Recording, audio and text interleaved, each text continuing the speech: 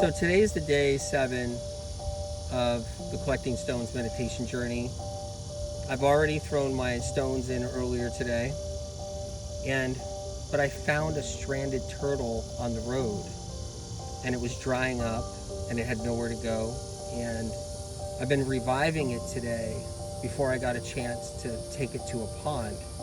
And so I've been giving it a little chance.